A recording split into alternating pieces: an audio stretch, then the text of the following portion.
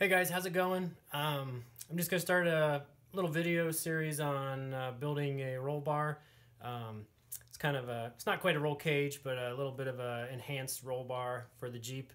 You saw the video from the other night. I borrowed a bender from Jeff, so I have that. I'm getting that set up. I also ordered tubing, so in the meantime, I'm working on building a tubing notcher. Just wasn't gonna pay what a good one costs and didn't want to buy a junky one, so I'm making one. With stuff just from around the shop here. So I'll try to show as many steps as possible, but also try to keep the progress going. So this will be day one, working on the tubing notcher. So hopefully this works and I'm not wasting all my time. So stay tuned. I'm building the shaft for the cutter. There's a couple different ways that you can do this.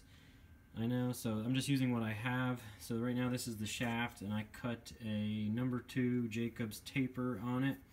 I know a lot of people just use the hole saw arbor, but I want to be able to use this for some other things too.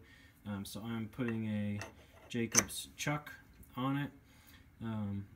I will be attempting to harden this shaft once I'm all done working it. So it's a 3/4 inch shaft. So I'm only going to be cutting up to 1.5 inches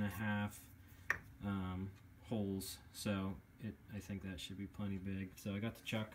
I'm going to try and use this pipe clamp to hold the tubing while I'm putting the fish mouth on it, or the notch.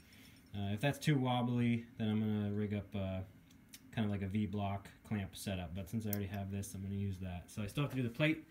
Make a bushing for the shaft, and a bunch of other stuff, but we're underway. So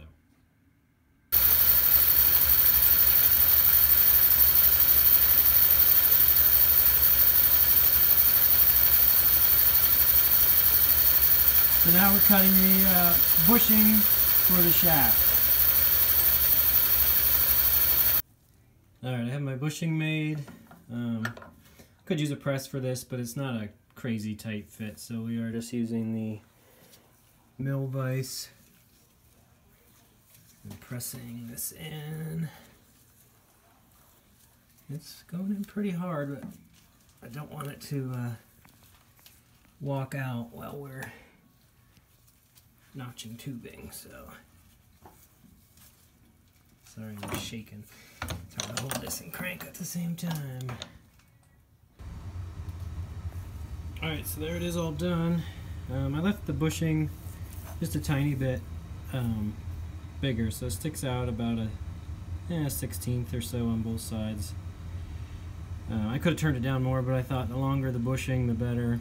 And when that wears out, I can just press another one in and have a fresh bushing. It's 1 1/4 inch thick material. And I think this was 1 5/16 or something like that. I don't know. So there's that part.